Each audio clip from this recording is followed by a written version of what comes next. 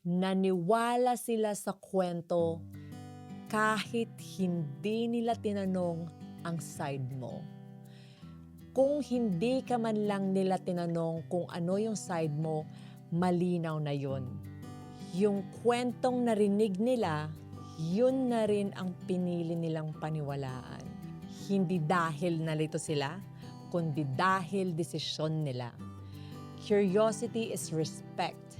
Kapag may malasakit, magtatanong.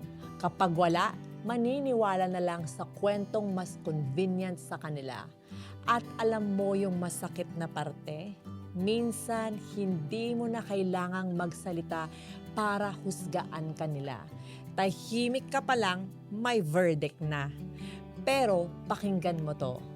Hindi mo responsibilidad ipagtanggol ang sarili mo sa mga taong ayaw ka talagang intindihin. Ang pag-i-explain sa taong sarado ang isip, nakakapagod, nakakaubos, at lalong dinidelay ang peace mo.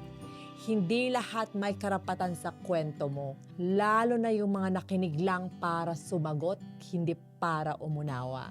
Yung mga taong gusto talaga ng totoo, maghahanap sila, magtatanong sila, makikinig sila, kahit hindi pabor sa kanila ang sagot.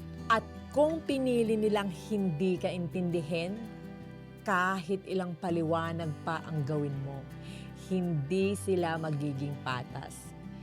Diyan papasok ang self-respect mo.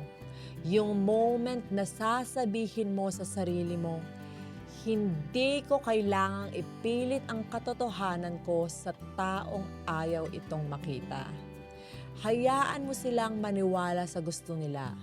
Ang mga taong mahalaga sa buhay mo, sila yung magtatanong, makikinig at magmamalasakit.